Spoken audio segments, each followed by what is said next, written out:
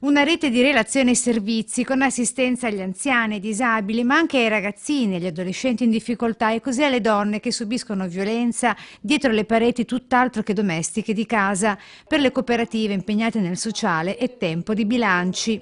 Ad esempio lo sportello donna, il centro antiviolenza di Vittorio Veneto per conto del comune l'uno e della ULS l'altro, siamo sull'ordine delle 130 accessi solo nell'ultimo anno. Impegnativi i numeri e le storie dell'assistenza, con la drammatica crescita della domanda che vede aumentare l'impegno di chi per professione come educatore dà aiuto e sostegno a chi da solo non ce la fa. Dalle cooperative il grido d'allarme, si cercano operatori sociosanitari. C'è una forte richiesta e tutta la legislazione regionale ci obbliga ad avere l'operatore sanitario che sta a contatto con le persone, quindi è un'opportunità di lavoro, di crescita, però bisogna anche formarle le persone.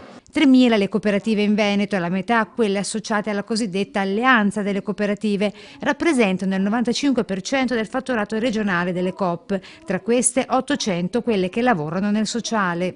Tutte assieme fanno il 7% del prodotto interno della nostra regione, hanno in controtendenza con le altre ridotto i loro margini, i loro utili, ma tenuto un'occupazione.